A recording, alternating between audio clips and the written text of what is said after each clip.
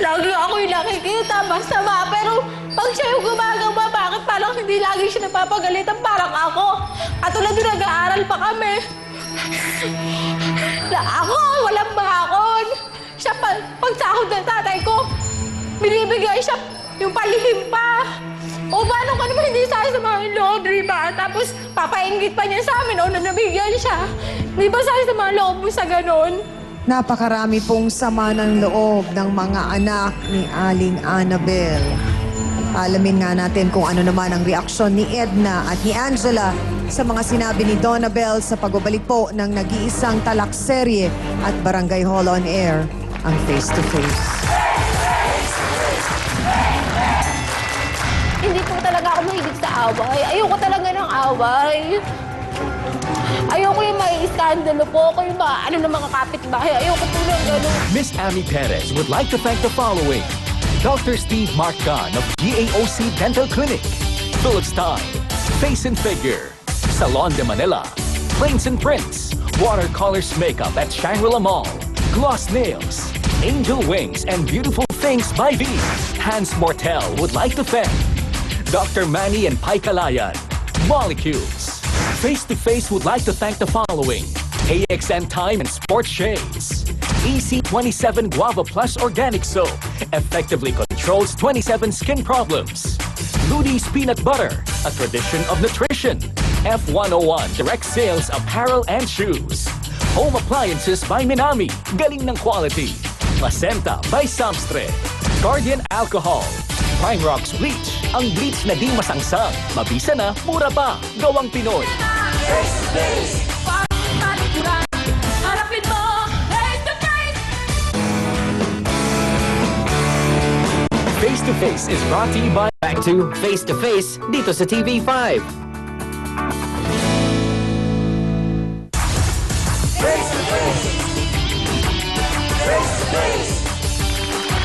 Mga kasawsawan, kasama po natin ngayon ang isa pang anak ni Aling Annabel. Natutol naman po sa mga ginagawang paglaban ni Edna sa nanay nila na humantong na rin nga po sa sakitan. Sabi mo, Donabel, paborito si Edna Opo, paborito po talaga siya ng papa ko. ng papa nyo. Tapos, lahat po talaga ng mga gusto niya, binibigyan ng tatay ko. Alam naman po niya kasi sarili naman niya, inamin naman niya po, di ba? Paborito talaga siya ng tatay ko. Lahat ng paningin ng tatay ko maganda sa kanya. Yan, yung kapatid ko sa Angela, bakit? Kahit tanungin niyo rin niya, nagsiselos din naman ho yan, di ba?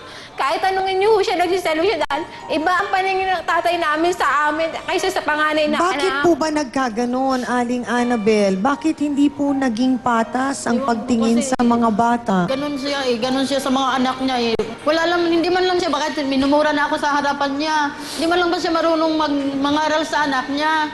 Pero pagdating dito, diyan, nangangaral siya, nagsasalita siya dito, galit na galit siya. Sa akin nung nagsasalita. Diyan, wala siyang galit, hindi siya nagagalit Tulad nung diyan. isang araw, nagsalita sa akin. Anong sabi sa'yo? O yun nga, wala daw akong pakailam. Pero hindi niya masabi sa anak niya yun. Hindi niya masabi Pero kay kayong ate lahat, yun. Donabel, tumutulong ay din naman anak. ho Ako, opo. Anak kayo lahat ng nanay at tatay nyo. Doktora Camille, talaga po bang may mga ganong sitwasyon na hindi nagiging pantay-pantay yung pagtingin ng isang magulang sa kanyang mga anak? May pagkakataon na nagkakaroon ng ganong klaseng tinatawag nating favoritism. Aminin man o hindi ng mga magulang, ay talaga nagkakaroon ng ganong pagkakataon. Kaya umaabot sila sa puntong nagkakaroon ng sibling rivalry. Pero yung nakikita ko dito nga kagaya nung kay Edna na medyo masyadong malapit sa kanyang ama, maaring hindi na resolve yung tinatawag nating Electra complex. Tandaan natin na ang mga batang babae ay talagang mas malapit sa kanilang ama. At kumisan, maaring nung panahon na talagang pare-pareha silang pinapalo, tapos nagkaroon ng lull na nagkasakit siguro yung tatay, ang karaniwang nakakaranas ng ganito na masyadong naging malapit is yung panganay na babae. So talagang nagiging malapit until sa ang punto niya, nandun yung affection na sa tingin niya, kahit nasa magandang salita ng tatay niya, ay nakakagaan ng loob para kay Edna na hindi nakikita sa kanyang ina na supposed to be nung time na siguro nung 10 years old or nung 12 years old, dapat winin out na niya yung ganong klaseng yung relationship nung nanay, nung tatay sa anak. Kaya tinan nyo, yung nanay, more or less, nakikita niya si Donabel, okay, yung relationship nilang mag-ina kahit na sinasabi na nananakit sa pamamagitan ng pananalita ang kanilang nanay. Marami pong salamat, Dr. Camille. Donabel, ano ba ang sa pagkakatanda mong pinakamatinding ginawa ng Ate Edna mo sa mama mo? Nag-aanuhan sila, nagsasapakan, nagsasabunutan. Ganun talaga silang dalawa pag nag-aaway eh. Nagsasakitan talaga sila eh. Ikaw ba, Donabel, nakaranas ka ng mga masasakit na salita mula sa nanay mo? Naranasan ko po yan. Naranasan ko po yung masabunutan, masampal, makurot sa singit. Naranasan ko po lahat yan. Pero kasi po ako, hindi ko po iniintindi. Yung sa akin, magulang ko yan eh. Ayokong masaktan yung magulang ko. Kasi siya po yung naghihirap sa akin eh. Bakit sa palagay mo, yung pag-unawa mo na yun, hindi naging ganon ang pag-unawa ng Ate Edna mo at ni Angela? Kasi magkakaiba po talaga kami ng ugali. Kasi ako, hindi po talaga ako mahilig sa away. Ayoko talaga ng away. Ayoko yung may iskandalo po. Ako yung mga kapitbahay. Ayoko po ng gano'n. Kaya kung nag-aaway po kami nito, nag-aaway po kami. Pero mag-aaway po kami. Dalawa lang kami. Maya-maya, nag-uusap na rin po kami. Nagbabatay rin po kami. Hindi po kasi ako yung pag mainit ang ulo niya, sasabayan ko rin po ng init. Ayoko po. Sinasabi mo ba kay Mama na Opo, apektado ka na sa away nila ni ate? Alam niya rin po yun kasi nag-uusap din po kami. Mga kapatid, napakalungkot po. At talagang ganito ang problemang pinagdadaanan po ng isang pamilya. Sila po ay nagkasira, nawalan na ng respeto at pagmamahal sa isa't isa. At ang paghaharap po nilang ito ay hindi po naming nais na sila ay mas lalo pang pag-awayin. Ang hangad po namin ay mailabas nila ang kanilang saloobin at problema. At sa abot nga po ng aming makakaya ay sisikapin po namin na muling manumbalik ang magandang samahan ng pamilyang ito. At gusto namin po silang mabigyan ng payo at gabay.